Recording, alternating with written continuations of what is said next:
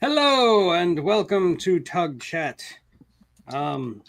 This week we have a new guest that I would like to introduce, although he seems to have disappeared on me. No, I'm here. I'm here. Okay, I just stepped outside. most of you know who he is, of course. This is Shane, aka Sick, aka Buff, whatever you want to call him.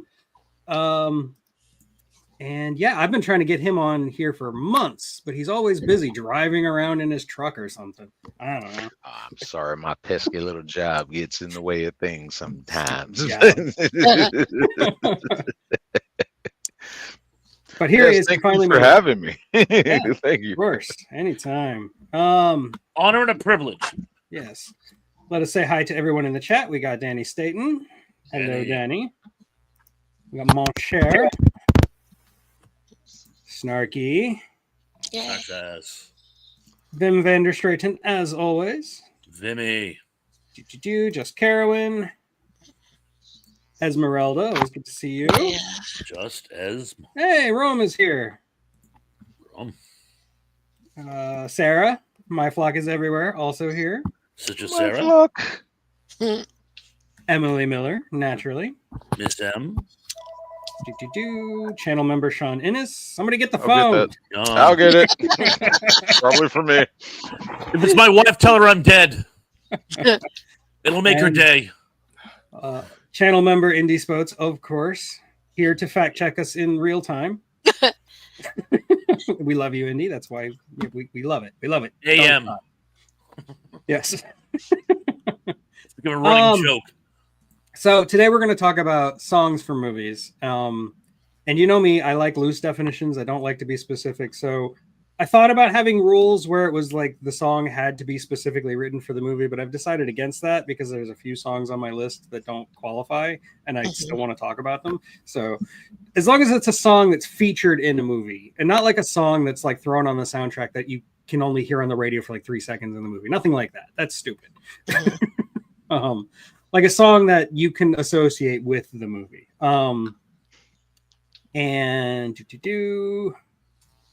Oh, Slasher Fred is also here. Hello, Slasher Fred. Somebody mentioned musicals. I forgot. I already lost it in the chat. Musicals do count. We can talk about musicals if you want. How could they not? I don't think I have any on my list, but I mean it's fair game. So yeah, I'm out here bragging about being loose all the time. So I'm going to go ahead and start because it's my show, and I'm actually going to start with a subject that could actually be an entire episode in and of itself, and that's just to get it out of the way. Let's talk about James Bond music, like all the different that's theme really songs funny. to James Bonds. Now I can scratch that off the Ooh. list. I'm just going to quickly list my favorites and then open up the panel to talk about it because, like, yeah, I mean, you got all the Shirley Bassies, you got your Goldfingers and all that. You've got Duran Duran. You've got let's see, Wings with "Live and Let Die," which is probably the best Bond song in my opinion. Yes. You've got Chris Cornell, who did the one for Casino Royale that I really, really like. And you got a couple others. You got Garbage in there. You've got the Sheryl Crow one for a terrible movie, but I actually like the song "Tomorrow Never Dies." And more. You've got a really, really awful Madonna song in there. No, it's Oh yes. Yeah, so I'm just gonna open it up. You guys just talk about James Bond songs for a minute. I am a big James Bond fan, and I got to say my favorite opening theme I have heard since "Live or Let Die" has to be Adele's for Skyfall. That is a good one. There's so much emotion in that song, and that girl sings her butt off. She's got some pipes. Yeah. She really does. And it really felt like a throwback to the earlier classic James Bonds. You know what I'm saying? Yeah.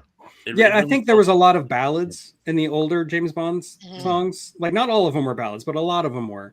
And nowadays it's more rock, a little bit of pop here. But like then Skyfall came and Adele wanted to get back to that almost Shirley Bassey style of ballad. And she did it her own way, as she always does. Also, kind of Yeah, reminded me of that one from the '80s. Who does it better? Yeah.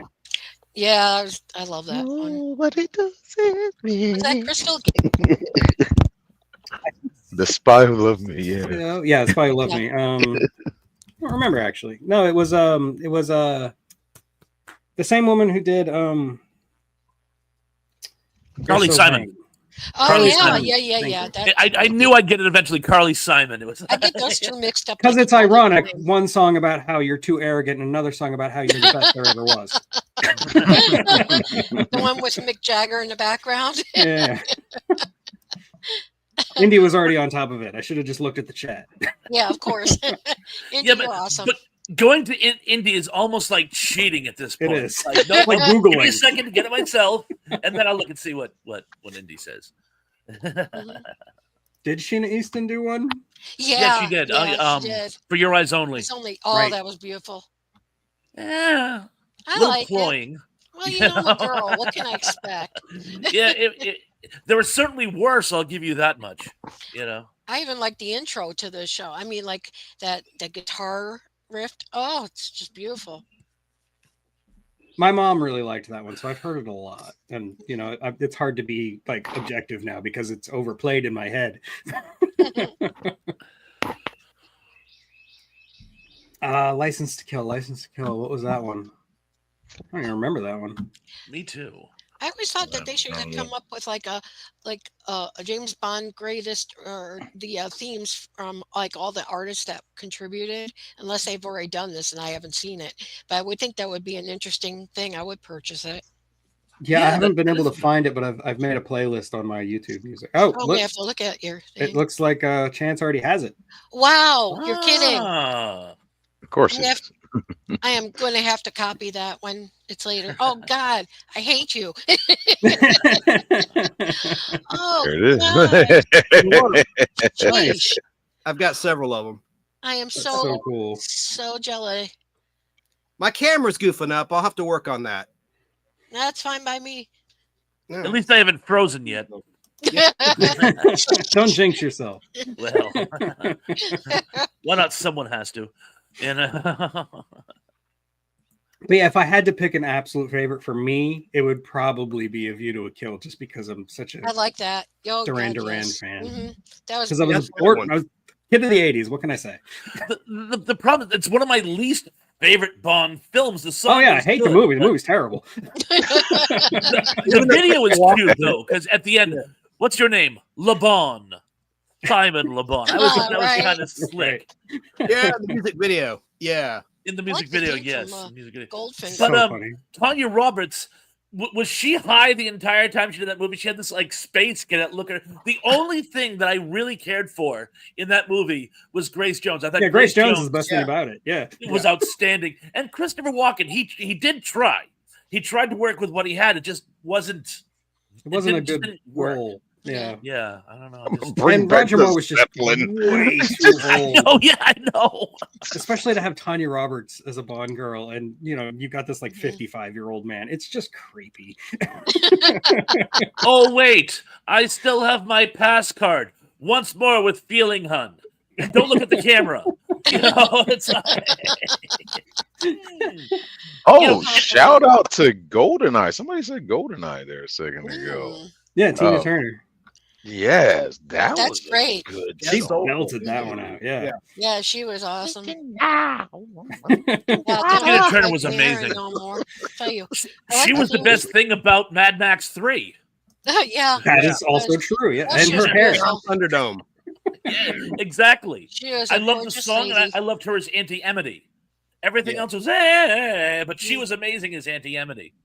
Mhm. And yeah, Emily, you're right. Usually the Bond girls are much younger than the actor who plays Bond, but I think View to a course. Kill just took it to the nth level. It's the It worst abused the offender. privilege. You know? Although, I like Yeah. Goldfinger. The theme from Goldfinger. I thought that was pretty cute. Yes. I forgot who sang that. That's Shirley Bassey. Bassey. Yeah. Thank you, Thank Joe, for your subjective opinion. I gotta go Moonraker. But Mhm. Moonraker was the Bassey. first one I saw in the theaters. I was like 12 or 13, and my dad took me to see it. And it was like, dun dun. So I always remember Moonraker.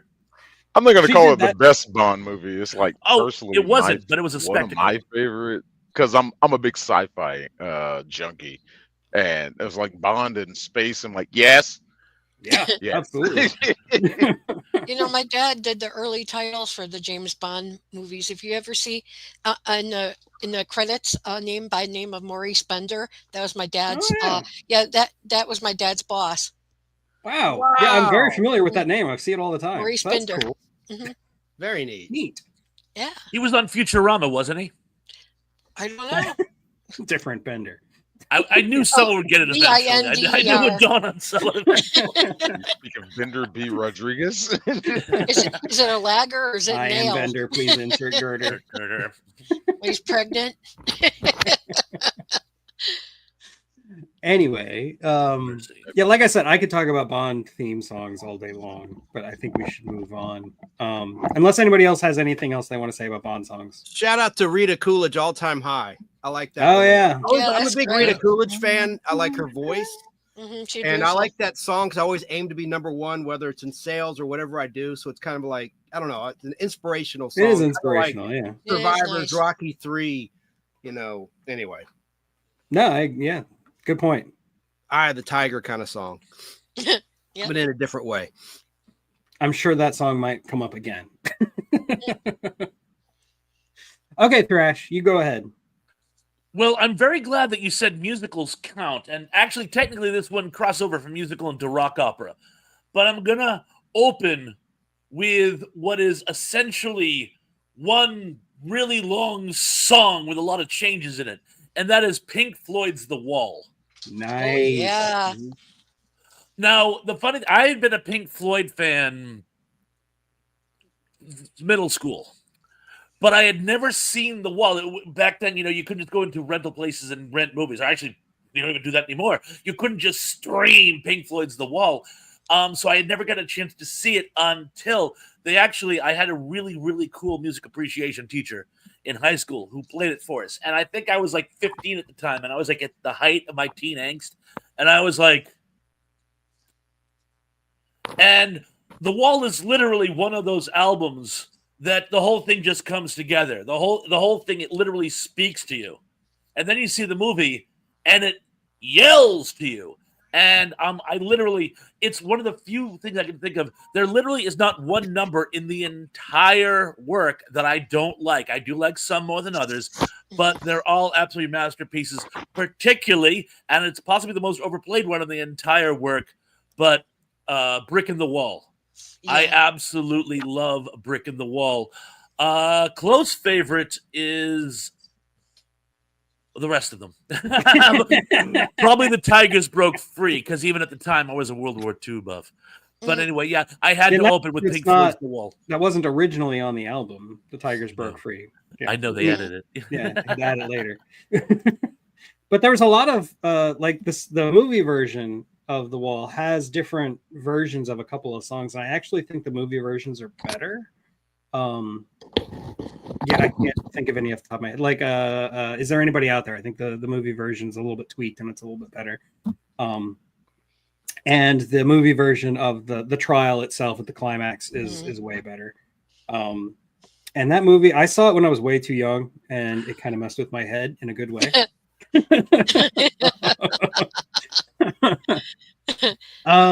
And yeah, I completely and 100% agree with you as a gigantic Pink Floyd head who owns every single Pink Floyd album, even Omagoma. Yeah. I like Omaguma.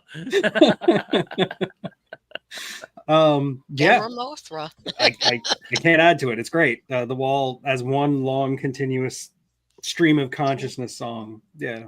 Yeah, that And- movie was trippy. Do you know how the genesis of The Wall, like what event sparked the writing of The Wall? Well, I know that there's a few life imitates arts throughout, but I'm going to guess it was the incident where he had food poisoning and they pumped him full of sodium pentothal and made him go on stage anyway. Yes, that is actually, that's part of it. And it was there was a concert that they'd had a few weeks earlier where some guy was tripping on acid and stood up in the middle of the crowd at a downtime and screamed, the worms are eating my brain. And so that's where a lot of the stuff comes from in the wall about, the worms digged into his brain. Yeah. That's some good stuff. That I had not heard. So thank you Yeah. for the thank you. But it was around exactly the same time as the food poisoning incident. So yeah. And he did find out his wife was having an affair by calling to talk to her while he was on tour, and a guy answered the phone. Right. You'd think he would have known better. Whoever the guy was, he was an idiot. Don't answer your girlfriend's phone when her husband's away and could call. I learned that obviously, myself. a lot about Roger Waters' dad dying at the Danzio Bridgehead, which he talks about. Tigers Which Broke he Free is did. basically autobiographical. Yeah. Yeah. Anyway, sorry. I'm not going to talk about the wall all day, and I have actually, and will again at some future point. But, those kind of movies really do incite people to make lectures and stuff. They actually had a course in one college back in the 60s. My mom told me about. It was Illinois State University or something like that, and they were having a talk about Green Acres, like the Zao or Tao behind Green Acres. I'm like, oh my God, wasting like people's time talking about that. And how Arnold Stiffel was the best one ever.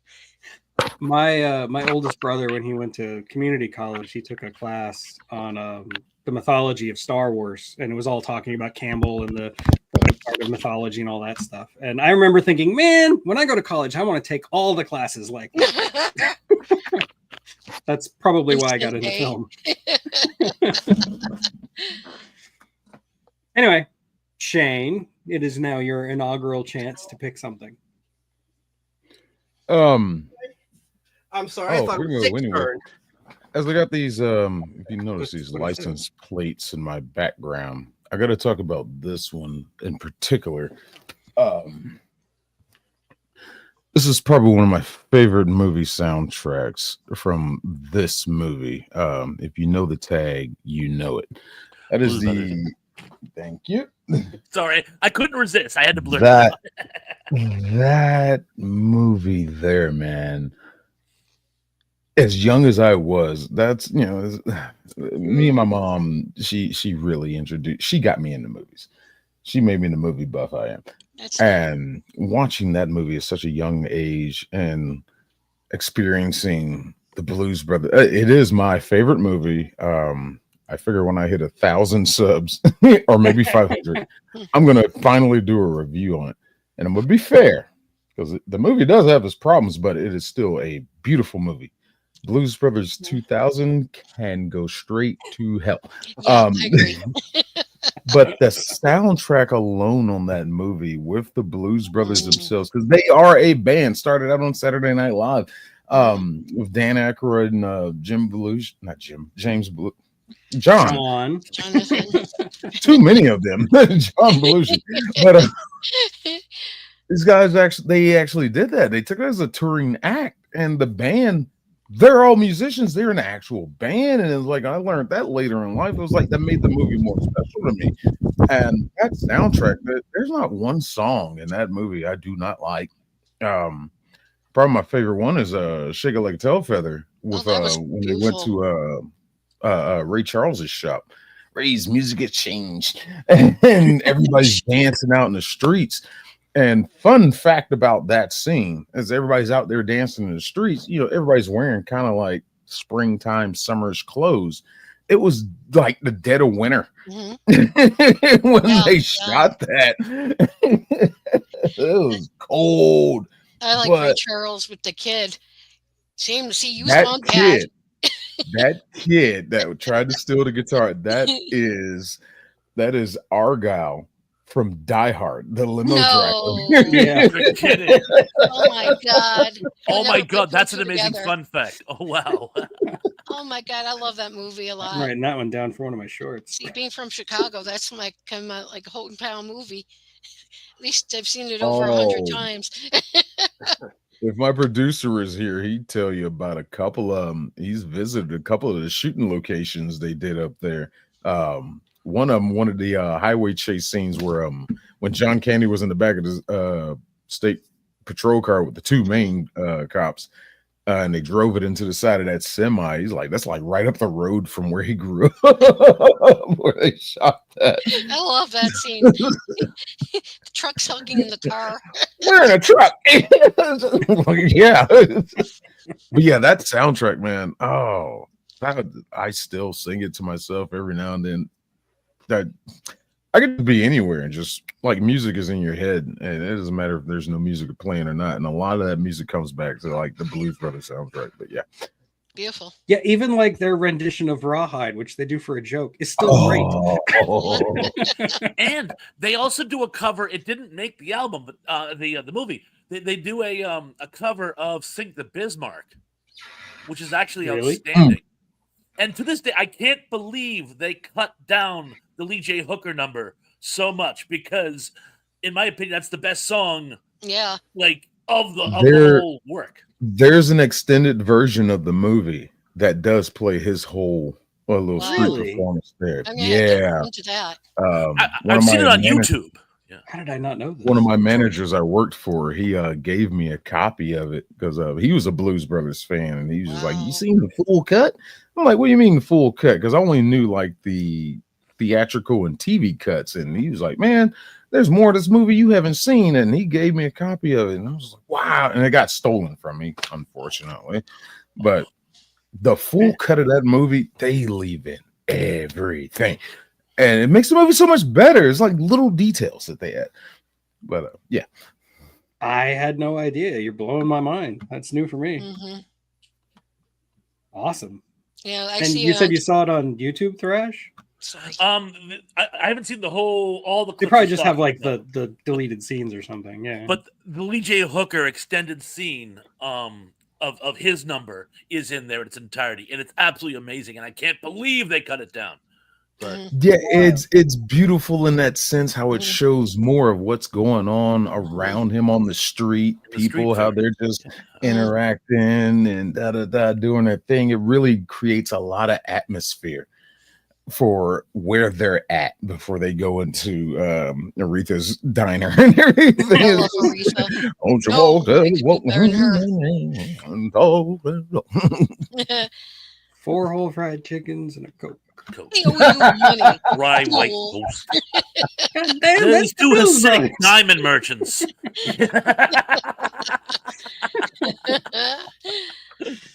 Oh, that was Mercy. a great movie. That is That's a great movie. scene in the great movie. Hmm. Yeah, Oh, the music is wonderful.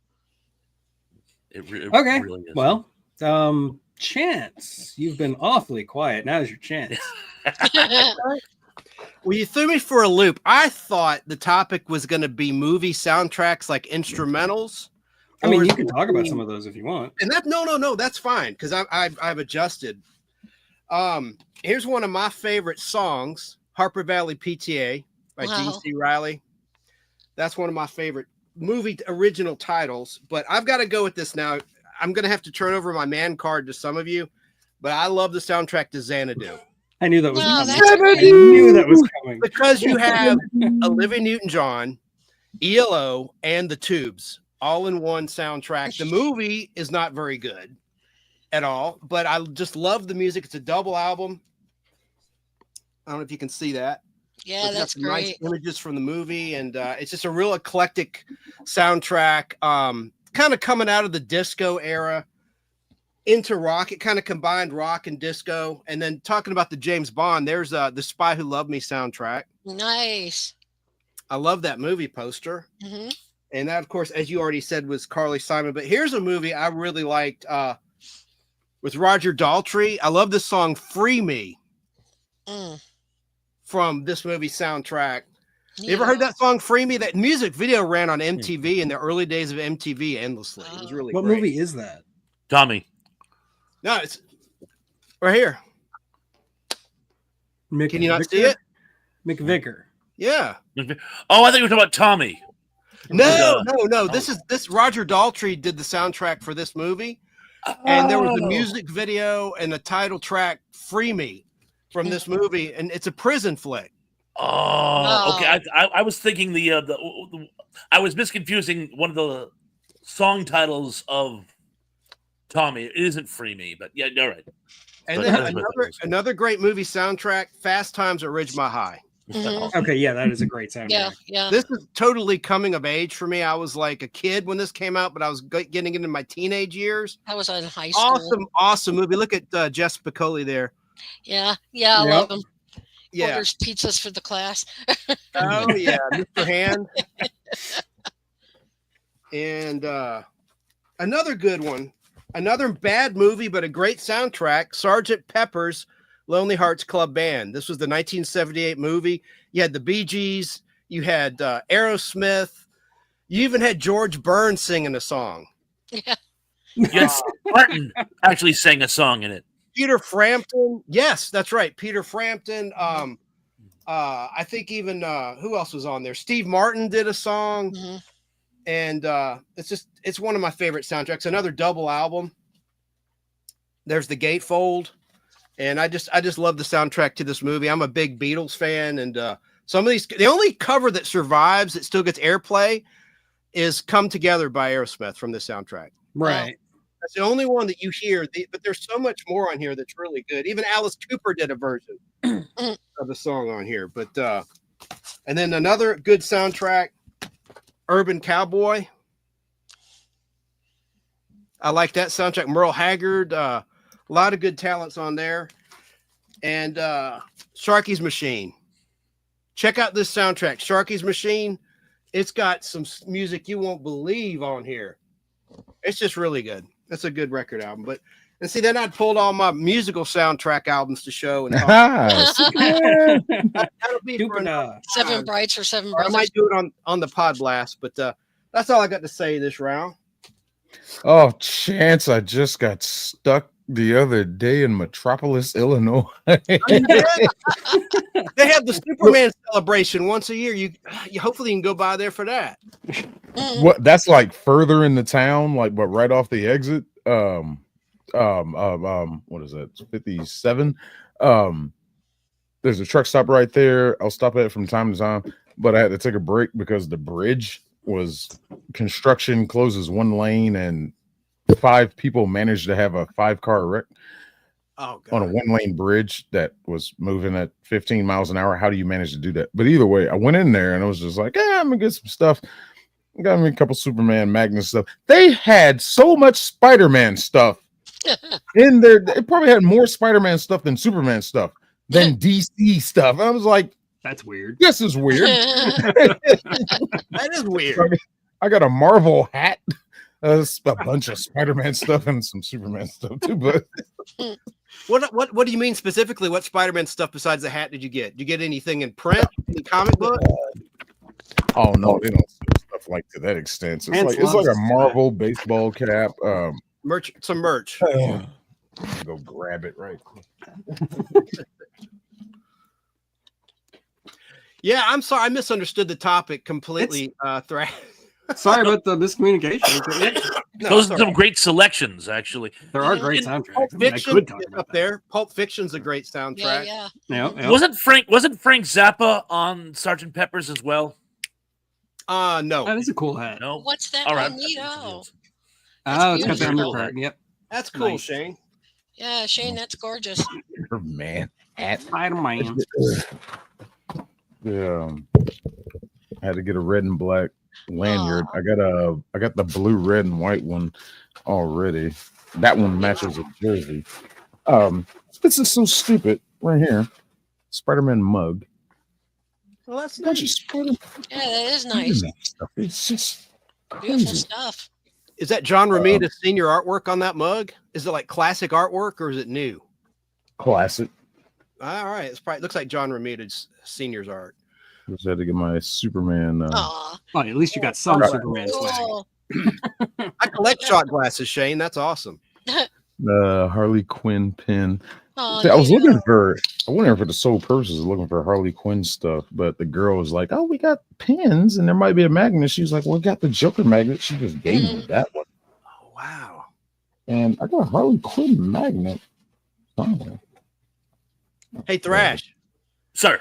You know who was in the Sgt. Pepper soundtrack? Donald Pleasance, otherwise known as Loomis in the Halloween movies. He Oh, actually wow. sang a little Soundtrack? track in there. No kidding. No Yes. kidding. He's in the movie too. I had no idea he could sing. wow, Yeah. Shane, I that's had no idea you could sing. He can't. really cool stuff. He does like Shaggy, like he speaks things, you know. $81 damn dollars.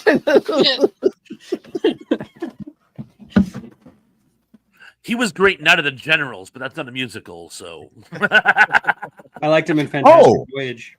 He's Yeah, the evil Russian spy. yeah.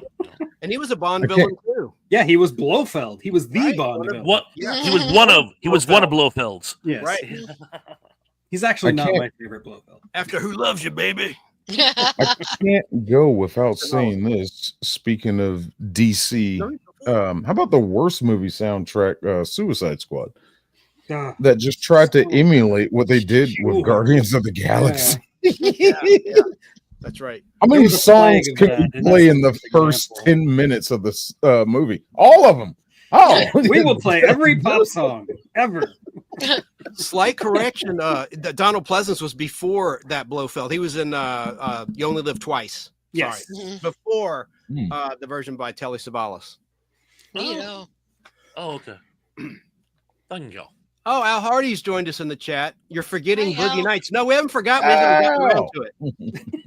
I'm sure it'll come up sooner or later.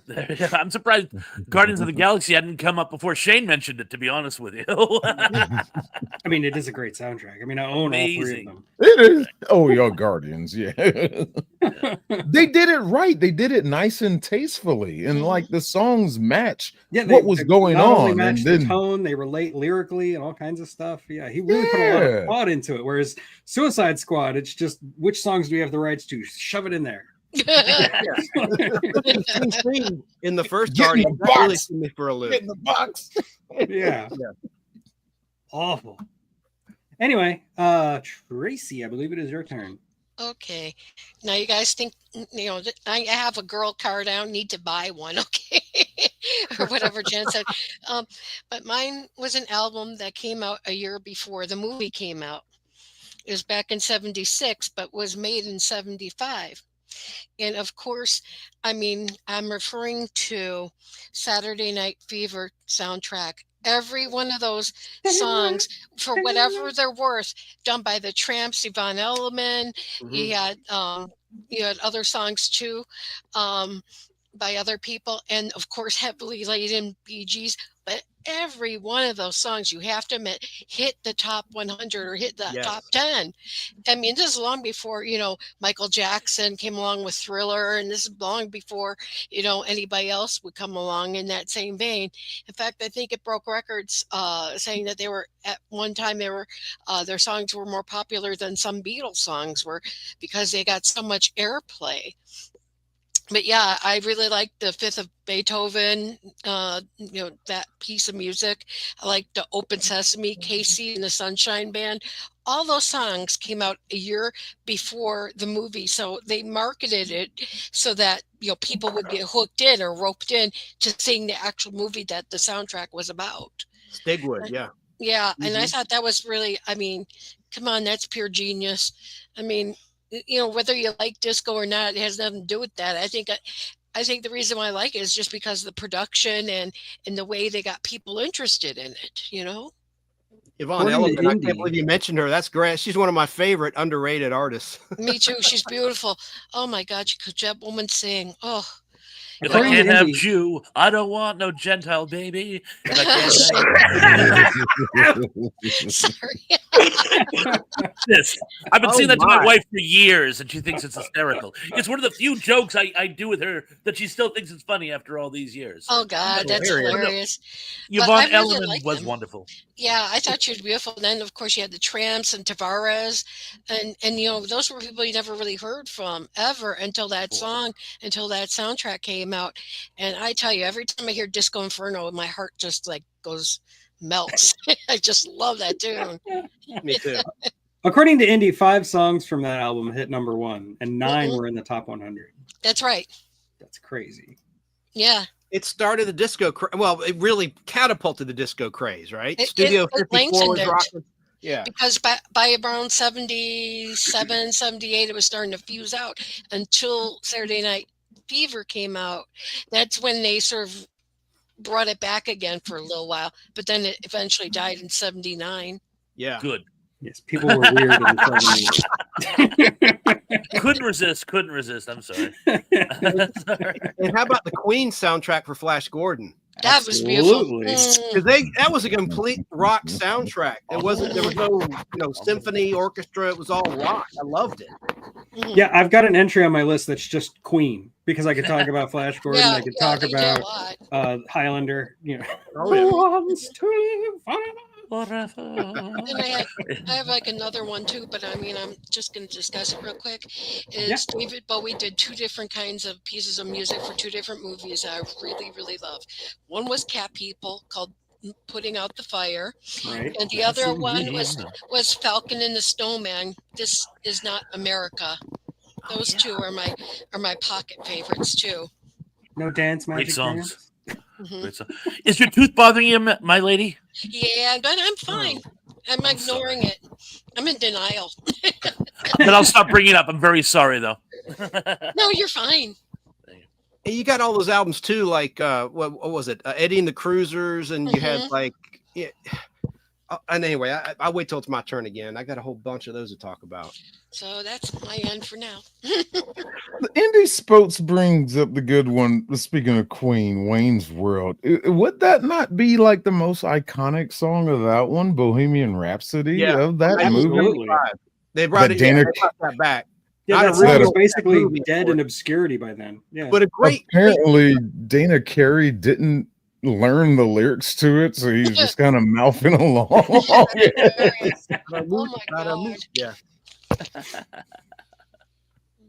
Okay, so let's see. Oh, that's a good one. Guns Mhm, Yeah, the Guns You Could N' Be Mine, that Roses. is a good one from Term T2. Yeah. mhm. iconic in the hallway scene when the T1000 and T800 first meet, and he's got the gun in the rose box, Oh yeah. That's a which good they spoiled the movie with the trailer. Anyway, we're not gonna. That's a habit with Terminator movies. They always spoil things in the trailer. Let's see. It's a Oh, problem I with got the industry. so They're many. always showing us. They always like to put a scene that took place after the climactic scene in the trailer. Like instead of the woman, they show the oorah at the courtroom scene. So the scene where he and Chris O'Donnell are fighting over the gun has no stakes because we know they're both alive in a few minutes. Hey, and what about Purple Rain, Prince? Don't forget that. Oh, Oh, yeah, that was a good one. outstanding. About Morris Day in the Times, baby. Tell them worst day in the time. Yeah, their album. You know, yeah. Okay, well, for my turn, I think I'm gonna stick with 80s music, and I'm just gonna talk about 3 songs from the same artist, and that's Kenny Loggins. Danger I know. Zone from Top Yeah. Gun.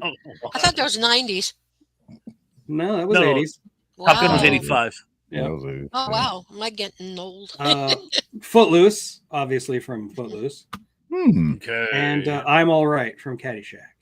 Yeah. That little Those chip- songs are all very cheesy, very 80s, but I love them to death. Anytime they're on the radio, I'm going to crank that stuff up and I'm going to sing along. I don't care. I love Danger Zone. That's my favorite album. Danger Zone is probably my favorite of the Mhm. 3. Yeah, mine too.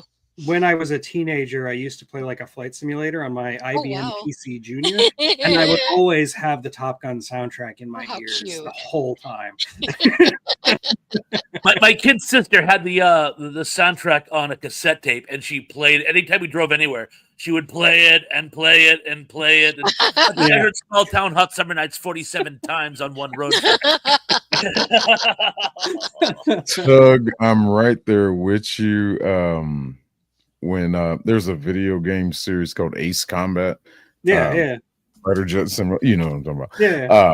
I played part 2 on a demo disc like back in the 90s before it came out, Nice. and I've been addicted to that game series. I've played all of them, beaten all of them, and of course, yeah, Danger Zone. Danger Zone, is you have to. always in my head when I'm doing my missions. The flight simulator I played, which is probably like I don't even know. It was crap because it was the 80s. But like it had an intro cinematic where like you were watching the planes lift off, and I would always put in the very beginning of the Top Gun soundtrack that score part where it's just the dun, and it was just so it pumped me up, man. I wish I could have seen that. I paid good money. What I was also- to the Archer fans out there, there's a rockabilly version of Danger Zone, which is actually really amazing, actually. Awesome. And and the movie itself is crap, but in regards to Caddyshack 2, Mr. Logan's song for that, he did Nobody's Fool, Right. is actually kind of slick. I really like that song. So I should at least read that into the record while we're talking about K-Log. My grandfather had a animatronic beaver or gopher. I mean, gopher that would actually like play that song. And Oh would my dance to God, it. that's hilarious. wow. Yeah. Did it dance? It did. It danced. That's It did awesome. Was that the gopher bass? dance. That bass fish that sang? Yeah, it was like the Like that. bass fish. Yeah, The bass, that's it. Mhm. but with I have a Kenny lobster that does that. I actually have a video of me singing with the lobster. I got It some better, follower that it sang. better sing Rock Lobster. Yes. It actually does Rock the Boat and Sea Cruise by Oh, nice. Frankie Fairlane or something. I forget. Mhm. But And yes, Texas Night, Iron Eagle as well. Yes, it also had a really good soundtrack. It wasn't quite as good as Top Gun, but it was still good. I used to play the Last Emperor soundtrack when I played Civ 2. That's Well, close. there you Wow. dun, dun, dun, dun, dun, dun, dun, dun. I used to have a flower, like a sunflower. They played John Denver's Sunshine. Oh, Oh That's yeah, cool. on my Oh. shoulder. Sunshine on my shoulders, blah, blah, Yeah. blah. I Yeah. also watch a lot of hockey, and whenever I watch a game that has the New York Rangers, inevitably at some point one of the commentators is going to say, "And he's taking the puck into the Ranger zone," and just instantly get Kenny Loggins stuck in my head. To Tracy's point, That's not to be hilarious. morbid about John Denver and the shoulder. That's pretty much all they found was his shoulder when his plane crashed. They never found his head, Oof. reportedly. Isn't that Oh. terrible? Ooh. I'm not trying to be morbid. Wow. It's Sunday. I'm sorry. Holiday weekend. No, that's fine. It's fine. That's But that, It's trivia, reportedly it they- counts. yeah. And it's real stuff that happened. You're not, Yeah. you know. If only he hit the reserve fuel switch, he might have lived. yikes. That's, Wow. that's the story. Learn your lessons, people. I'd Okay, never Thrash. fly a plane. Who, On that me? note, yes. you. Oh. Okay, Bring us up. I'm actually going to go with another 80s cult sleeper classic, and I'm going to go for many reasons with Streets of Fire. Oh, Oh, that's the one I was trying to think of. Good job. yeah. Well, yeah. glad to be of service. As I'm sure many of you know, I had a bizarre crush on Diane Lane when I was a kid. That certainly helped. Beautiful. But the movie had an absolutely outstanding soundtrack, and it has one of my favorite made-up movie bands of all time, the Sorrells. Yes. Which, of course, had a young Robert Townsend. And Right. I'm hideously embarrassed. I can't think of the actor's name, but he played Bubba in Forrest Gump. He, too, is one of the doo-wop singers in the Sorrells. Oh, wow. And facts, Know I that. mean, most people can't remember, besides people like us, Streets of Fire in this day and age, but Hey, Mike. everybody knows I Can Dream About You. You play I Don't Oh, Dream, yeah. it's like one notch below Don't Stop Believing. You play I Can Dream About You, and everyone's like, Mhm. you know, but they couldn't tell you what movie it's from. I like that song. Oh, it's an absolutely amazing song, and the soundtrack is phenomenal, and the movie is great too. All right, the story is weak, the acting is inconsistent, but it looks like a Hopper painting, Yeah. a Yeah. dystopian I can see Hopper that. painting. How can you not love a dystopian Hopper painting? And Mhm. William Dafoe as the strangely effeminate biker gang leader. I mean, it's again, it's a cult classic, and I absolutely melt every time Diane Lane sings her cover of Nowhere Fast. Aw. To this day, I know at this point I'm a dirty old man. I think we've all established that. At the time, she was a sexy older woman, but I still to this day, it's like I love the rendition of Nowhere Fast. There's And I two love the types of movie old poster, men, either too. dirty old men or old men who are lying to you. No, Thank you. but she was beautiful. Come on, you gotta face it. She was gorgeous.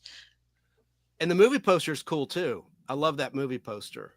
I love the tagline too. A rock fable. Why does Howling 2 keep coming up in my chat? What? It seems like every week somebody mentions Howling 2 for some reason. I don't know why. I don't know if I ever saw Howling 2. I remember Howling 1 vaguely.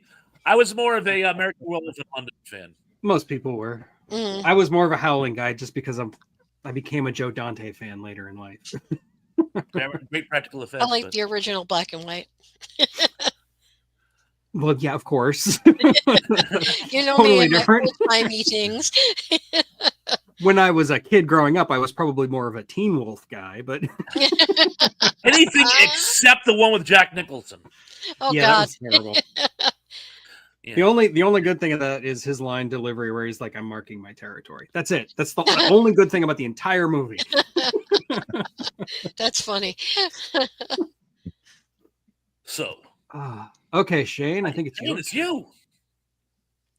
Um, Come back, Shane. I just want to mention two maybe minute minuscule ones. Well, I don't say minuscule, but kind of looked over.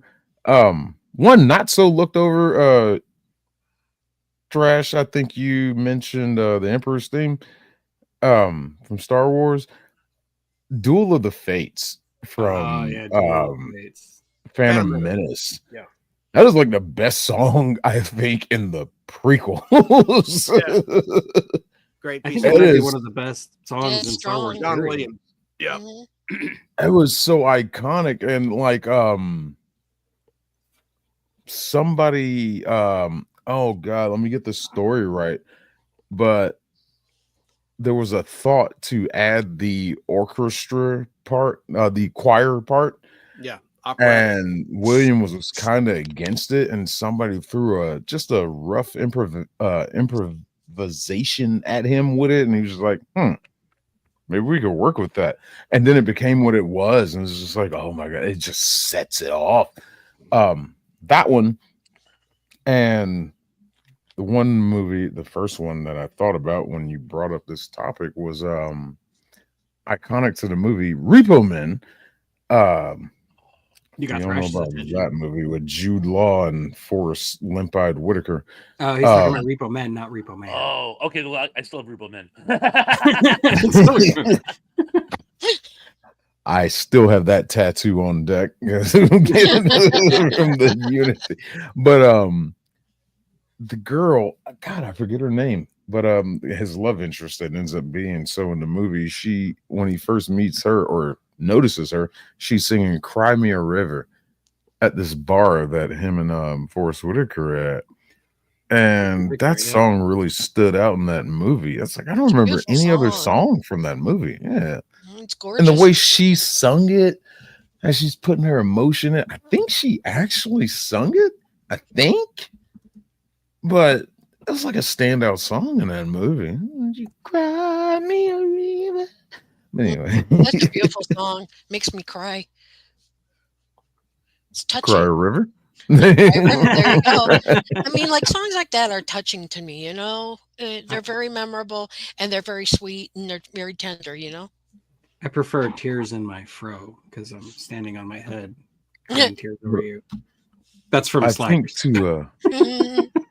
I think to label a movie, I think probably one of the most iconic is Huey Lewis and the News, Back to the Future. There we go. Back in Time.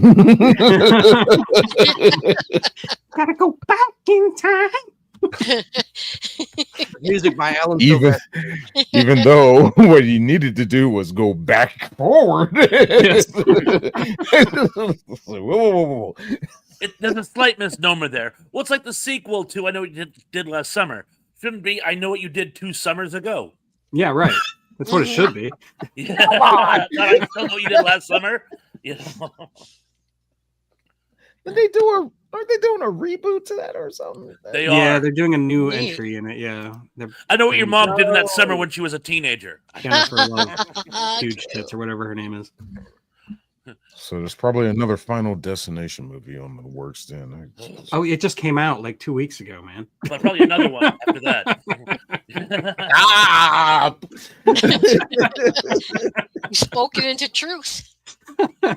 Speak of the devil. I really think that as these movie remakes, reboots, and stuff get worse, I think the soundtracks also get worse with them, and it's kind of one of those Suicide Squad situations where you just shove music in there. It's like, what can we put in there? What can we put in there? The appeal to this generation we're trying to appeal to, and it's like this isn't working for your nostalgic crowd who know these movies, who grew up with these. You made this original for us, but now you're gonna let's do another Friday the 13th reboot and have a bunch of K-pop. Like, no, it's just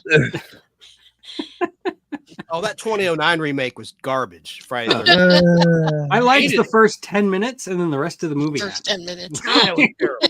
What a disappointment. Oh God, that's funny.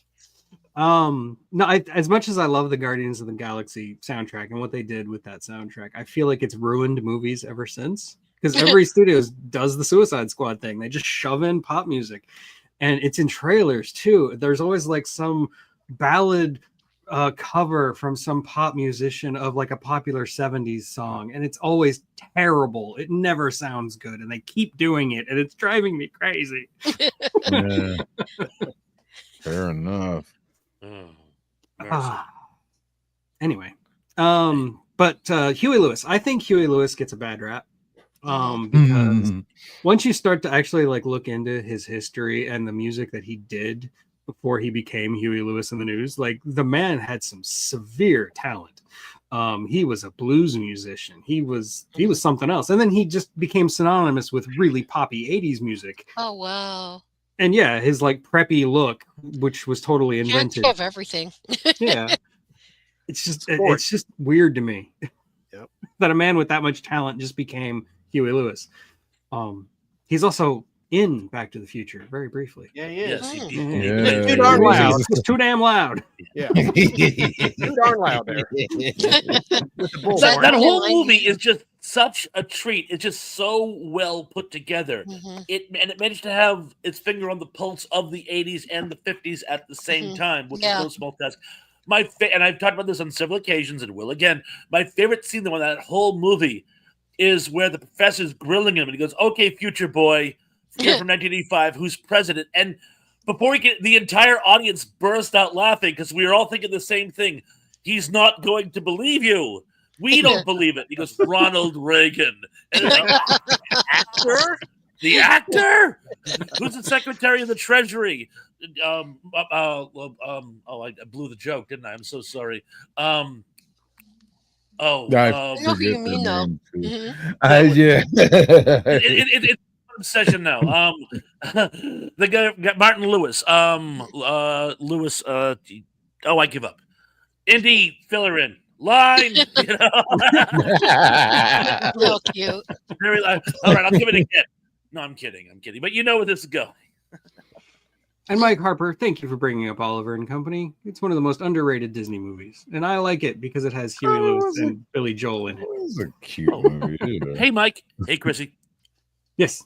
Hi, everybody. BBB. We've had a few sneak in, not from under Oh, us. Vim mentions songs inspired by movies, which requires me to bring up one of my favorite anecdotes, the Cyndi Lauper song Time After Time. Mhm. She wrote it because she saw a listing for the movie Time After Time in the TV guide. Wow. It has absolutely nothing to do with the movie, but she just stole the title. Directed by Nicholas Meyer of Star Nicholas Trek. Meyer of Star Trek. The Wrath fame, yeah. of- That's scary. Absolute great premise. The movie doesn't quite click, but I love the premise. Jack the Ripper escapes in time, I love Yeah. that. and David H.G. Warner. Wells wants to build a time machine while researching his book, goes after him. I mean, how can you not have fun with it? Mary It's, Steenburgen. it's also weird because it's got Malcolm McDowell as the hero. Yeah, and that's I how he met his know. future wife. Oh, did I have a Mary crush on Steenburgen. him? Yeah, Yeah. he did marry Mary Steenburgen. It didn't last, Oh. but Yeah. Mm, Malcolm She-Bop. McDowell. Ooh, baby. No. I complimented bad him boys on are the air about that. I said, I loved you in Time After Time. when I was talking That's with him, nice. Tom Snyder, back in September 20th, 1996. I called in as a caller on the Late Show with Tom Snyder. He Oh, was the wow. guest. I asked him, I go, what did it feel like to kill off Captain James T. Kirk and Star Trek Federation? And Tom Snyder just cracks up. He goes, "Are you a Trekkie?" That was his response. Anyway, No, never watched this show. Anyway, let's see. I think it's Chance's turn. Go Well, for It it. is Chance. Chance's turn. I have an earworm for everybody, and that would Uh-oh. be from the Beverly Hills Cop soundtrack. Since we're talking 80s, Axel F. Herbie Hancock. Of course. That's Yes. iconic. Oh, his theme song? You know, I mean, Dun, dun, dun, dun, dun, dun, dun, in any dun. remake, you know, they've got to incorporate it, you know, and there's a new Beverly Hills Cop movie out. Sloppily. Yeah. Sloppily, of course. The- I you talking about the one on Netflix? Yeah, I think so. Mm. I couldn't agree more about Huey Lewis. He's so underrated. I think he had a voice issue or something. I don't think he can sing anymore. Yeah, he had like some kind of, it wasn't cancer, but he had some kind of like Throat ailment, right? on his vocal cords. Larynx, something with his larynx or something like that. Yeah. But a lot of people in the chat are talking about Superman the movie. I know I already mentioned that. And to tie into what you're saying about Guardians of the Galaxy, I wonder if James Gunn is going to put a lot of pop music in the new Superman movie out this July 11th. You know, I wonder if it's going to be a mix because, you know, we're used to, you know, the grand John Williams music. Will there be a balance? Will there be a love like song or, you know, with Lois and Clark? I mean, I guess we'll find out soon enough. It's only a couple months away. Are we But even I'm going to very- have a Lois in that movie? Well, you know, There- John Lewis. Yeah, Lois is in the movie. Yeah. Oh, yeah. writes songs for Mm. pieces of music from the heart. You know, It's not an It was an art form for him. Absolutely. And it's not an origin story. So he's already here in the new movie, but I can't wait to see it. I'm really excited about that and Fantastic No. Four. That movie But, scares me. Fantastic Four. Look, Fantastic Four. I, What- I, what- I know- my I know concern, we're talking about. I know My we're talking about concern- music. yeah, my concern is too much Herbie in the trailer. And Herbie the Robot is not an original character. He came along for the cartoon, but that's another story. But we'll see what they do. I'm going to have an open mind. I'm not How do going you to. Yeah, I'm bring going back- into it as blind as I can. I know enough, but I Yeah. don't want to know. But Yeah. like, I'm just gonna go in blind with an open mind and hope that it's great. So you're Daredevil. Y'all were earlier. A lot of you Yes. talking about how you like him the best. So that's Yeah. Mr. Fantastic. But yeah, I mean, I pretty much said my favorites. I mean, if anybody else wants to go, I mean, I had a bunch prepared for soundtracks, meaning musical soundtracks. I'm sorry. Pulp Fiction. No, it's fine. No, it's my fault. Pulp Fiction's my favorite. Xanadu's my favorite in terms Aw. of original songs of movies.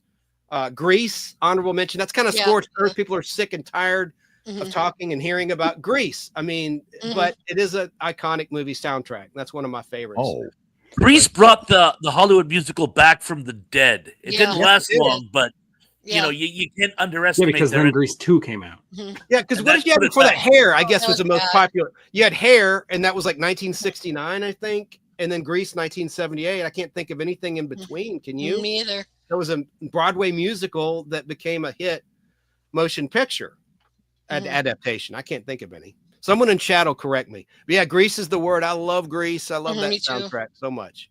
And Me too.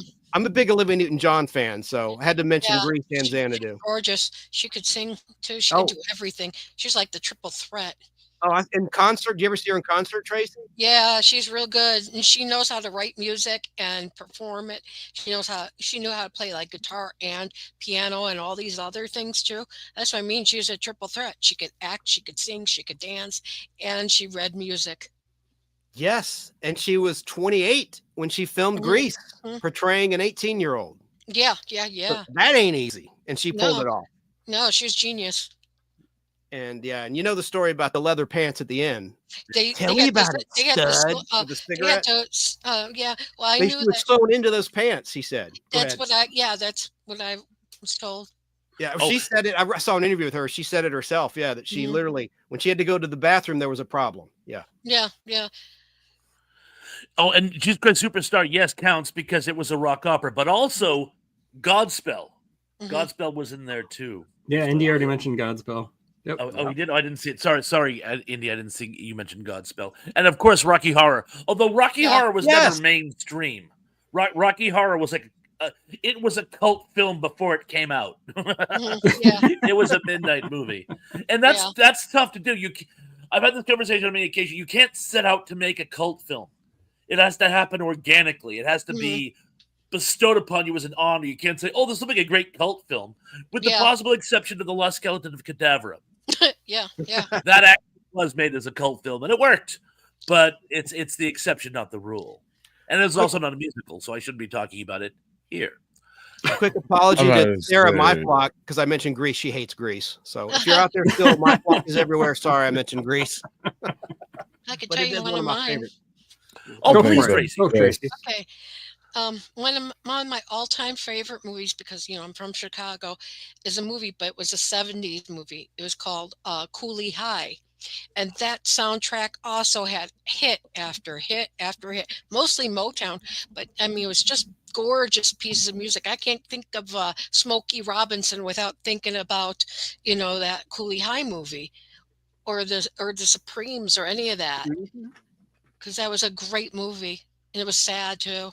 Tracy, what TV show was inspired by that movie? Yeah, wasn't that What's Happening? Yes. Raj rerun, Yeah. Little D, yep. Yeah, I like Dee. She was my favorite. Oh yeah, she loved peanut butter. I like how she'd lie on him all the time. It's funny as hell. Wow. I'm Ooh, looking at this. mama, look what Raj did. Mabel King played the mom in the first couple of years, and of course she was in The Jerk. Yeah, oh, she was beautiful. That woman was gorgeous. I loved her. She was funny as hell. I looked up She the was also in The soundtrack. Wiz, wasn't she? Yeah, The Wiz is a good soundtrack too. I was just going to mention that. Good job there, Thrash. Wow. And her song is my favorite song in the entire movie, too, by the way. No Bad News. I love No Bad News. For some reason, even though it's sung by the witch, it's still my favorite song in the movie. Do you like Billy Preston? Sorry. Yeah. That right there is a trait. Agree with me or not, a lot of these fantastical movies, fantasy, whatever, Disney, whether it be side notes of like Lion King, Aladdin, the villain song always seems to be the best song in the movie. Yeah. It's Yeah. Now that you mention it, the Lion King, it's the Brother Lion song is the best song in the soundtrack. So yeah. Be prepared. In that new Wicked, isn't the Wicked Witch sing that big popular song, or popular, whatever it's called? I never saw that one. I refuse to watch that movie. I mean, I'm just saying, I'm not exactly going to see the movie either. I'd rather read the book. It's cheaper that way. There was so much online backlash about them people not liking the movie. It was like, oh, you just don't like the actress playing the Wicked Witch because she's black. I'm like, well, she's green. No, Like, what are you talking about? Shut up. she's just as green as the woman was on Star Trek. She's just a bad actress. That's it. And Except the interviews with her, exception she's of- insufferable. She's completely Really? I've insufferable. never seen She's her. like the Gamora. exception of the woman who was in Batman. She was very talented. She was green. And Ariana Grande is going off the deep You're end. right. So between the She's two nuts. of them, it's like, wow. They have some kind of body issue. Like they're both like withering away in front of our eyes, and it's terrifying. And nobody Jesus. wants to talk about it because we're body shaming. I mean, I don't understand. Ariana Grande is changing colors in real life. It's like you're worried about a black woman in green makeup. Let's talk about Grande here for a second. Hold on. She is changing colors.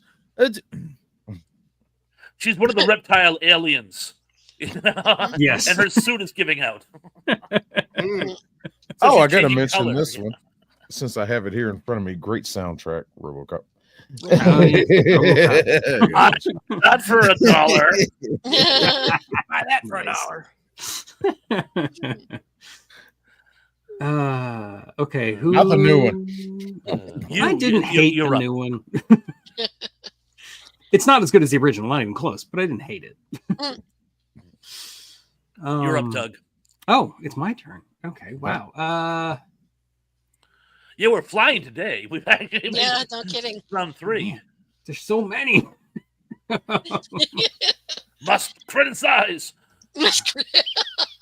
I'm gonna go really, really old school. I'm gonna talk about As Time Goes By. It was the first song I ever Mhm. learned to play on the Mhm. piano. And I will play it again, Sam, which is never actually said in the movie. I will do the spit take. You just warned you were gonna do that was a close one. I almost trashed my equipment. At least you Yeah, it's a song that completely sets the tone for the movie. Casablanca. Casablanca, in case you Yeah. don't know what we're talking about. Yeah. And yeah, it's a beautiful piece. Mhm. Yeah, I don't really have anything else to say about it. It's just it is Casablanca. As Time Goes By is a beautiful song, and I can still play it on the piano to this day. I love it. That's the same way I feel about Over the Rainbow with Judy Garland singing Wizard of Oz. Yeah, according to the AFI, that is the greatest movie song of all time. And that song Really? was almost cut because one of the producers thought it slowed the movie down. Yep. Huh. And they didn't like the idea of somebody singing in a barnyard. They thought it was Oh. Oh unwritten. God, how petty! But made money, so I guess he turned his frown into a smile or whatever. Yeah. From frown. But as you guys all know, Casablanca is my absolute favorite movie of all time. I was That obsessed was with a that beautiful when I was in high movie. school. Yeah. Yeah. And of course, not only As Time Goes By, which was actually old when it was put on the soundtrack. It actually came out in like 1934. Yeah, it was an Wow. older song. Yeah. Wow. It was repurposed for the movie because they liked it and they thought it'd be an appropriate number for two lovers to have. It's not the only song. Julie Wilson also plays "Knock on Wood," which is a little more up tempo number. Mhm. But the other really, really important musical icon of that film is the scene where the Germans are singing the number by Horst Wessel, and Victor Laszlo goes out and everyone's just kind of looking at him like these sale boche, and he has the band play La Marseillaise, and everyone, regardless of their national origin, except for the other Germans, pipes in and just starts belting out La Marseillaise, including the woman who's actually having an affair with a German officer. Wow. And I saw an interview with the guy who wrote that, whose name eludes me for the moment. He was one of the writers for Casablanca, and he said because it was very important to him to be anti-Nazi. He was in fact Jewish, but he said when he was writing that scene, he had tears running down his eyes, and he knew that was going to be an iconic moment, and he did not fail himself. I think it's one of the greatest movie moments in cinema history. Yeah, you see that one anonymous woman standing up and singing like with her whole body, and she's crying, and that's effective. It's really That's what I'm effective. talking about. Music that touches you. You know, you don't get that now. Not very. You know, much. it's 80 years later, and every time I see it, I still want to bomb Berlin.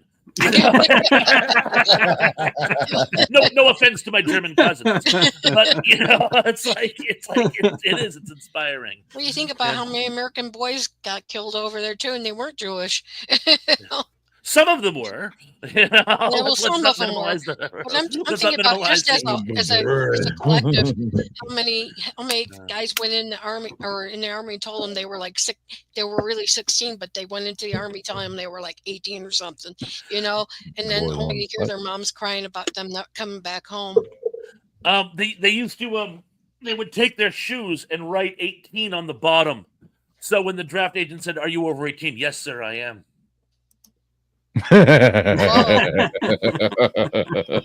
Interesting. Well, let's see what you did there. Well, it wouldn't be 81. Go suit up. Well, yes, if they were standing backwards. Yeah. Well, Danny Staten brings up Mel Brooks, so maybe we should also talk about Springtime for Hitler. Beautiful. Yeah, that was a great song. I cried when I heard that. I was laughing so hard. When I was working in the right video there. store, I had I didn't realize how much bad language was in it, so I had to take the remake out. But just for laughs, I put the original in because I thought that'd be a fun watch, and it was. And when they were doing the Springtime for Hitler scene, and I'm not making this up, a group of Hasidic Jews just happened to be walking in front of my store, and God is my witness. I didn't know what to do. I go, if I go take it out, that's going to look even worse. So do I leave it in and kind of go, ha ha? Or do I take it out and say, nope, no, Nazis here? And and they just kind of looked at you like, and then kept walking, and I'm like, Toda. You But know? wait a minute, it's written by a Jew. Yeah, but explain that to them. Jeez, I know they don't consider secular Jews to be Jewish. That's so They have their funny. own crazy mentality. Sorry, Uh, and I'll just leave it go at that. But I could say The Inquisition, what a Oh, show. well, there you go. please don't Inquisition, here we go. don't go there for me. Uh, but that actually happened to me. And I'm like, what are the odds? Yeah. I couldn't do that again if I tried. Mercy. But yeah, Mel, and Oh, he God. wrote most of the music in his movies. Oh, like, totally, for example, yeah. one of my favorite songs in one of his movies is actually "Blazing Saddles." I think it's actually a surprisingly catchy song for what's supposed to be like a light comedy. And but again, he wrote it. Which song? Oh, the Blazing Saddles theme The song. theme song. He, Blazing Oh. he turned his blazing I just about the one saddle torch where to Black light. Bart. Where I like the one when in the beginning when Black Bart and his crew and the dude comes up, won't you sing us one of them railroad songs? Some people love something. I like You the pop Indian's side, you drop the headdress. trumpet. Some know- people get Sorry, I didn't mean to talk over you. So sorry. I love the pirate movie, and that's That's 80s one of- versions of the Pirates of Penzance. It's I'm going to great. tell you something about that, but it's in my next video I'm going to put out. But interestingly enough, I liked the Blazing Saddles part where you see the Indian's headdress, and then there's like this whole line of like Hebrew writing above his head. And I think it's the prayer for wearing the talit, which is like the scarf with the extra strings on the bottom. It's like it's supposed to be for prayer ritual. I thought that was the most hilarious thing I've ever seen. Okay. Yeah. Cute. Being Jewish, you'd have to know. Thrash, I believe it is your turn. Oh, all right. I should have been more prepared. Let's see. I will pick one at random. I already talked about Streets of Fire. I talked about Streets of Fire, right? Yes, of course I did. Okay, I'm going to talk about movie soundtracks as we've permitted. I'm going to go back to one. It was one of the first movies that actually really turned me on to movie soundtracks, and that is The Good, the Bad, and the Ugly, with its Morricone soundtrack. Because you soundtrack composers could actually create a feel throughout the entire movie. It's not just one song. It's actually the tempo changes throughout. I mean, the parts that are funny. There's a great scene where when they accidentally turn themselves into the Union soldiers, and that it goes dun dun dun, and it's almost like saying nah nah. It really like conveys a feeling. And in the end, with a whole ecstasy of gold, and they have to like go into the triumvirate. It just, you're watching it, and it's like, and the soundtrack just creates just such a mood throughout. I mean, it really, I mean, it's a great movie anyway, but in few occasions I can think of, the music and action go so well together as to really complement each other. It's just really an amazing soundtrack. Yeah, and it's like, it defines spaghetti western. It is like the definitive spaghetti western sound. Definitely. Yeah, what I like is an honorable mention to West Side Story. Every time I hear "When you're a jet all the way," your first cigarette to your last dying day. I thought that was a good one. It's a great soundtrack. Mm-hmm. It really is a great soundtrack. Or Bernstein.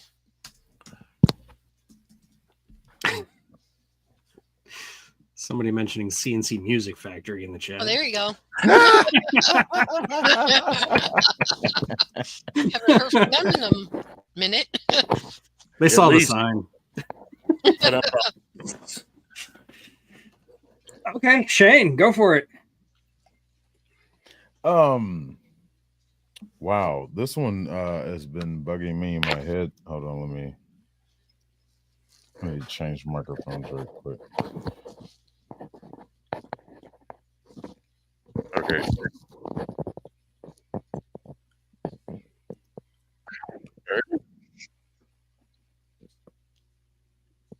Oh, We can hear you. Hi. this one's been bugging me in my head for a second. Well, it's not a 70s movie, but it's based in the 70s, and it's up there in my top 10 of favorite movies, of course.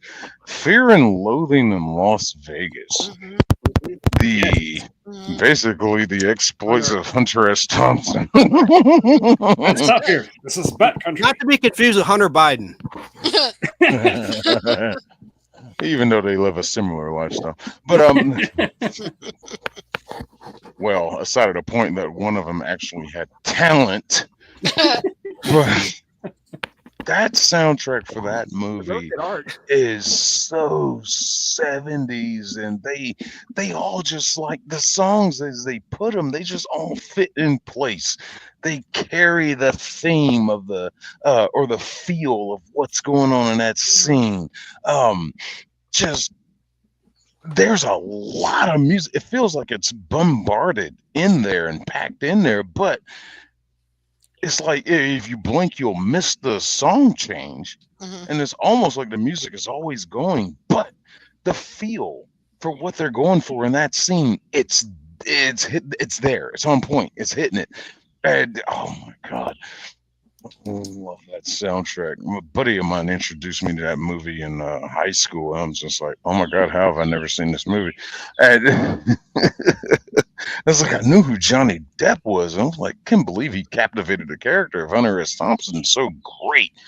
Benicio del Toro, he was great. Everybody was great in that movie. He stole the movie. There's a lot of people in that movie.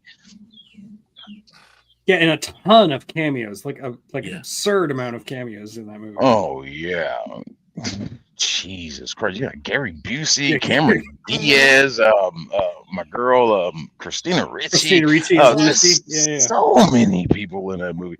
Star-studded, very star-studded. And then I love the Hunter S. Thompson himself shows up and he's like, oh crap, it's me. It's like that movie. Like yeah, I saw the movie. I met this girl in college, and she gave me a copy of the book. She said, "Oh, you like that movie? You got to read the book." And she gave me a copy of the book, and I was like, the movie is very close to the book. I love movies that stick to the source material. No, That's I hate one when of they them. deviate, yeah. Yeah, and that was Yeah. a book that for years people were trying to make, and everybody said it was impossible, that this was an unfilmable movie. It took a madman like Terry Gilliam to do it. So, Yeah, well, hey, hidden genius. and Danny Staten, I beg to differ. As much as I love Bill Murray, he is not Hunter S. Thompson, whereas Johnny Depp is. That Hunter was. S. Thompson. He Oh, he was Johnny also Depp Whitey Bulger, nailed which is that. funny because you don't think Yeah. of Whitey Bulger Okay. and Hunter S. Thompson. You know? I love stories about mobsters. Yeah, when I heard he was playing Whitey Bulger, I'm like, fat chance. And then I saw it and I go, he actually nailed it. And the weird thing was Whitey was about a foot taller. But you don't care, you just accept it. Okay, yeah, he's Whitey Bulger. All right, I'll buy that. Yeah, Johnny Depp is a good actor. I think Mhm. Pirates of the Caribbean just ruined him because now he's always Jack Sparrow now. No, They can't- Amy Oh. Heard He was ruined Ed him. Oh, he nailed Ed it. Wood. Yeah. I mean, he nailed Wood. it. Yeah. Amy He did Heard that. destroyed him. He'll never Amber really. Heard. Well, I Oh, said, yeah, I'm sorry, that's Amber. crazy. Amber. It's an Amber Alert. It's the first time a man won an argument against a woman. I mean, geez. Made national news, man. Yeah. Yeah, no But it kidding. destroyed him in doing it, you know. Yeah. No, Yeah. he won. He He won. won. Beowulf killed the sea serpents, but he still died afterward, you know. It's like- Yeah, right. His Last career I was already heard- over before the lawsuit, like because of all of that. Last I heard, Disney wanted to renew or bring him back for that character, and he turned them down. Yeah, He's he like, said, "Nah, nah. Oh, you dragged me I'd through the rather mud. not." Screw you. You screwed me off without hearing the facts of the case, and he stood on his morals and was just like, no, y'all did not stand behind me, so screw you. I'm not gonna stand behind you. He's also gotten to a point, I think, where he's just tired of acting. Like, he much prefers I wouldn't blame him. singing and doing his whatever weird stuff that he does with his life. Charles he's Darwin got asking, Shane, are you in the bathroom? No, he's No, not I'm smoking a out. cigarette. I'm outside on my headset. Yeah, and Johnny Depp trivia, since that's what I do. He only got into acting because of his friend River Phoenix, who convinced Oh, him to give it a wow. try. Yes, That's so bad. Yeah, wasn't he singing with the Butthole Surfers at the time? Wow. Yes, he I was. didn't know he was one of those. Yep. Yes, he was. Shice. Okay, I Yeah. forgot whose turn it is. My turn. Okay, Chance. Yeah, come on, Chancellor. Well, We're almost done. You got Take to a shit. mention the John Hughes movie, so I don't really like this movie, but The Breakfast Club had a decent soundtrack. Mhm, Ooh. We're going to talk about Favorite. Simple Minds. mhm. Yes, my favorite is the Oingo Boingo Weird Science track for Weird Science. That's my Weird favorite John Science. Hughes movie. That's just my personal opinion. Hey, if you like Weird Science, stick around on my channel because in about half an hour, I'm dropping my review of Weird Science. I remastered Wow. the copyright. Oh, I'm in for that. Yeah. I'm in for that. And I wore this Jaws shirt because I thought we were talking about instrumental soundtracks, but Jaws turns 50 this year, this Wow. summer. Think about that. How does that make you feel? Old. Yeah. I don't know. The movie came out before I was born, so I feel fine. Filmed in 74, released in 75, but I mean, talk about a great adaptation of a book by Peter Benchley. I mean, they nailed it, even though they had those problems with the mechanical shark. And the new Remind magazine's out. There's a nice little tribute to the summer blockbusters of the past. Wow. But What was that shark's name? Bruce. Bruce. Oh, really? and I wanted to show this is a tribute to Pulp Fiction, the movie poster. Oh, neat. And then an Oh, issue shoot. of the Incredible Hulk where She-Hulk is like Uma Thurman's character, Yeah. smoking a stogie there. I think that's pretty cool. Mhm. But getting back on topic, I'm going to have to turn to some sappy songs. We were talking about James Bond earlier. I always liked Sheena Easton's For Your Eyes Only Yeah, title track. yeah, that was beautiful. Here's Bill Conti did the soundtrack music. And he only did I think this was the only movie he scored of the Bond franchise. And Yeah, I most thought of he them were did- John Barry. Yeah, John Barry but there was a rumor about this movie poster. See the woman holding the crossbow with the legs?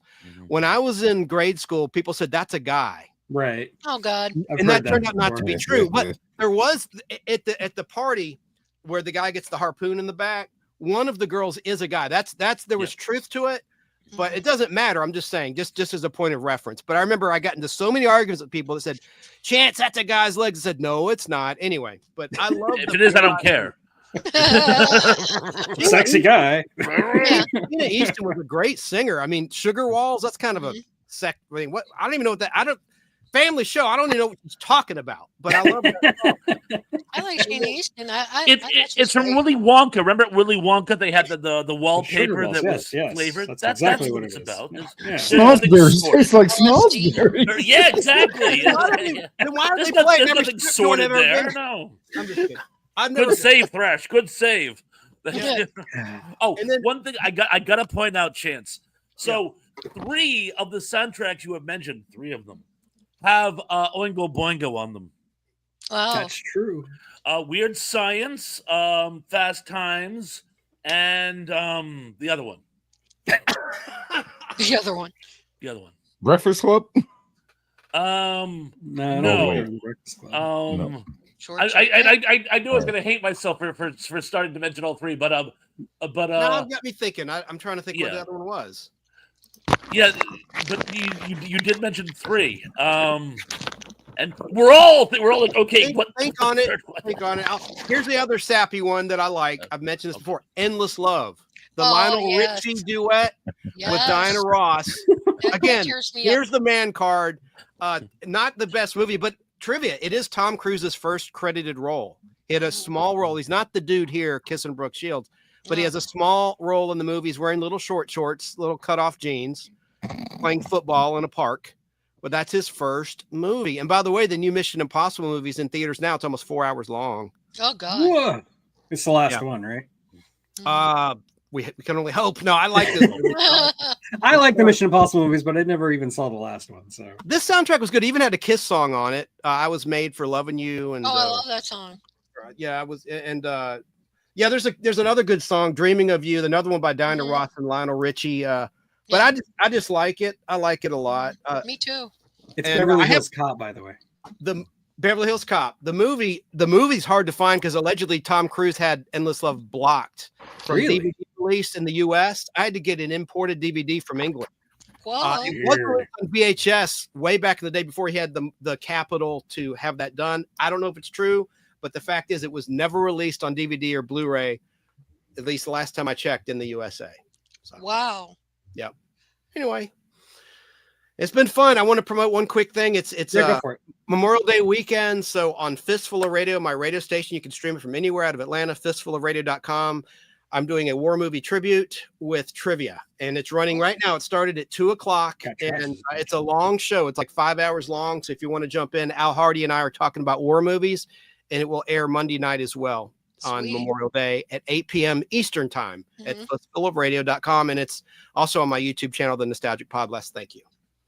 Okay. Well, Nice. Tracy, You you still get one more called chance. 5 Yeah, Jason. hours long. What you want me to say? That's It's my turn? Yeah, Yes. you still get a Oh, turn. yeah. You get one more. Yeah, chance. I'm working on something right now. I just got to put it down into the computer and record it. I just, I'm also trying to think of jazzing up my station a little bit by having an intro and an outro. So I think I might ask Miss Chrissy if it's okay if I could, borrow her for her creative genius, because she asked, like last night, she was saying that she would help us. Yep. So I thought you'd be the person to ask. So that's what I want to do. And I think I'm going to have a live sometime tomorrow. Don't know when. So just look for it. Yeah, I'll try to be there for sure. Hello. And do you have one more soundtrack you want to mention while we still have a minute? Yeah, I've got one right here. Flashdance, What a Feeling. Yeah. Every Nice. time I hear that damn song, I think of her getting water on herself. Me too. For obvious Giorgio reasons, right, Moroder. Crash? Yeah, that was a Marauder song. Yeah. Yeah. Giorgio I love Moroder. Giorgio Moroder. He did Cat People too. Yeah, he did Superman 3 also, Mhm. a song with Chaka Khan. It was in the Yeah. background. Richard Pryor drives up in his Ferrari. Yeah. No see, no cry. Yeah, Yeah, he died like several years ago. he was awesome, underrated. Oh, Yeah, very he did. underrated. He didn't do Who the did song, Maniac? but he did do the soundtrack for Mhm. the Neverending Story. Michael Yeah. Sembello. Yeah, I Yeah. love Maniac from that Maniac. movie Flashdance. Yeah. I'm a maniac, maniac. Okay. Thrash, are you going live tonight? Yes, I'm going to be going live tonight at 7:30. And in the spirit of the loss of George Wendt, the trivia tonight will be Cheers trivia. Oh, and by the way, you people seem to love my new game, The Last of Us. With that's apologies to cool. the TV show The Last of Us, I do have more of those coming out, and I'm also taking suggestions. So tonight during the live show, if you have TV series or even movie series you'd like me to do a Last of Us theme on, I would be happy to. Twilight Zone. Neato. Everyone's done that, but you know what? For you, I will. But if Thanks. everyone can guess the worst episode, you bear with me. At least Everybody John is not Ratzenberger's Thrash. still with us, right? I mean, I'm Yes. sad. I'm sad about George Wendt going Me away, too. but John Ratzenberger's my favorite Cheers character. Oh, he was funny. I liked him on Jeopardy Mailman. on Cheers. He improved that entire character in when Cheers was casting. He went in and he was actually auditioning for the role of Norm, and then Norm. he said, "What if we had a guy in the bar who's a know-it-all? I'll improv something." And that's Yeah, how he he's got the part. good. The role was then written for him. And he's Tug, the he was only in- one who has a Boston accent, too. And Tug, he was in Superman the movie and Superman 2, playing two different characters. That is correct. Wow. In the missile silo, and he had dialogue that was cut, that was in the Yep. extended version, and then in Superman 2, he's in Nassau. And Oh, speaking yeah. of war films, he's in A Bridge Too Far. Oh, wow. yeah, good one. By the way, I have a credo. Speaking of war films, any war movie with the word bridge in it is a good one. Bridge on the River Kwai. Yeah. The Bridge, Bridge Yeah. Too Far, Bridges of Tokuri, you know. Wow. Okay. True. That's really cool. Okay, well, Shane, since this is your first time on the show, you get to completely plug your channel. Tell everybody where to find you and what you do. We are Sick 2210 Productions on YouTube. You can just type in Sick 2210. Should bring you right to me. If not there, Buff drinks a lot. One word. Well, yeah, one word. I'm going live right after this. I gotta try to get as much streaming time in as I can because this While whole you're home. streaming thing, I just started this last year, courtesy of my producer. Y'all know who he is, the shirtless wonder. You know, you don't, you know. But Yep. I think he's off-roading today, but I got to go through. I'm working on some stuff, trying to figure out some playlist stuff that I got going on. So I'm just gonna go through some videos to clean them out. I do a lot of movie reviews. That's what the primary of my channel is. But the lives are have been watching videos because we started that as a we saw these two guys on YouTube. They were doing a reaction video, and they were just watching the video and just sitting there. yeah. That's not a reaction video. I hate that. Oh man, that's crazy. Yeah. That's sniper. Oh man, you see that? Yeah, that's it. I was like, what? This is not a big reaction disconnect video. with that. Mm-hmm. So we decided we go ahead and it's supposed to be a whole team. There's supposed to be 4 of us, but it's just me and producer really. But like to watch videos and react and put input in it. And a lot of the ones I really find fun in is like police body cam videos, a lot of soft sits, That's the frauditors, stuff that I love. Yeah. drunks and Karens and stuff like that. Lots of And Karen. just have fun with it. Yeah, and I'm an So, addict for those kind of videos, man. Like too. in my Me too. downtime, sometimes when I'm about to go to sleep, I'll just watch body cam stuff because I don't know, I'm just fascinated. Yeah, me too. I watch a lot of that myself. I they feel keep so me- bad when I watch it. I feel like I shouldn't be. Like, this is mean. But Yeah. they're just so fun to watch. It's like true crime. I love true crime. if somebody could, Rome, can you drop my link, please? And Rome is my #1 moderator on my channel. Aw. I pay her the big bucks. Oh yeah. Roll if you want to roll around the world. Hey, Sick, I love your home studio. It looks like the Death Star set or something. Seriously, it looks really cool. I think it Yeah. looks like a bar. It is a work in progress. Not this back here. The studio. okay. It is a work in progress. But yeah, that's where I make my actual videos. But I got to get back on it. A producer has I met up with him. What's today? Sunday. I met up with him Yeah. yesterday, and he gave me the means of Fire Stick. So we are gonna get that thing set up, and hopefully it's gonna give me a better way to access media I'm looking for, and I'm gonna try to get back into movie reviews. I'm only home for like 2.5 days, so if I can get the recording of the video itself done here, if not do it on the road, but I need to do my visual recording here because I can't take this microphone on the road with me. It's just inconvenient in the truck. But if I could do my audio recording here, I can do the editing while I'm out on the road on my laptop. So I'm gonna get back into my movie stuff, but for right now it's like a bunch of live streams. Cool. Nice. And thank you, Ron. Yes, thank you, Rome. And thank you, Danny, for putting it in my chat as well. But thank you for having me up, man. Yeah, I anytime hope that I was you're on- actually free on Sundays, I'm always here, man. And you're It's a always blast. welcome. Mhm. I hope I was on my Yeah. behavior. I don't think I cussed. I don't Did think you said anything bad. Oh, I no. came real No. close. though, I'm the one so. who led go today. Anyway, yeah, like I said, I've got a review of Weird Science dropping in half an hour. Cool. I've already had that on my channel before, but this is the copyright free version so that everybody can watch it. Mhm. And Bastards. yeah, it's universal. Damn Universal. Yeah, Universal, they're tight. And then next week, I've actually got a review of Johnny Mnemonic, which I'm heavily working on right now. There's a lot of behind the scenes stuff with that one. Other than that, I'll be back here next week, and we'll have a part 2 of this. I have no idea who the panelists will be. I do. Yeah, I know you'll be. I know Damien, who usually does show up every other week, he will not be able to attend next week. So, Bummer. but we'll have other people, I'm sure.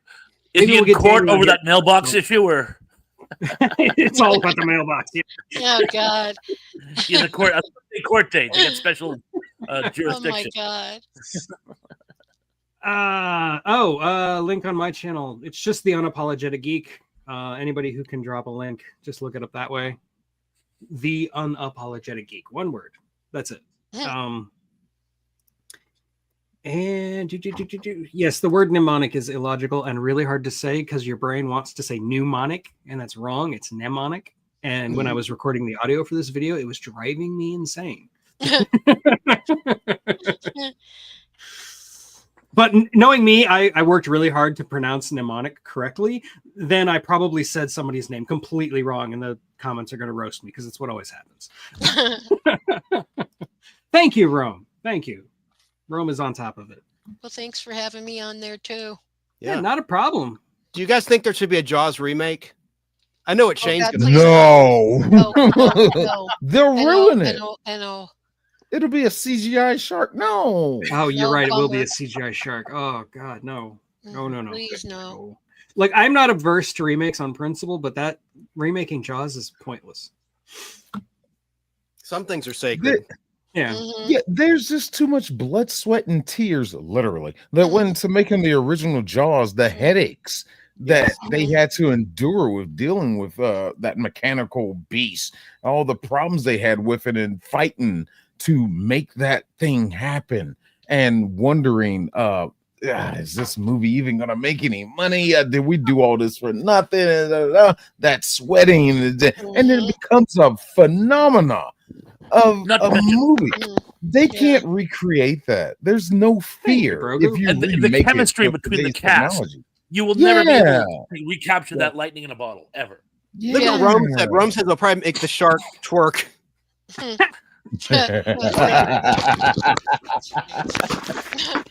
You'd have to make it from the shark's point of view. There you go. No, wait, there is a Jaws remake. It's called The Meg. Yeah, the Meg. I Just throw Jason Statham.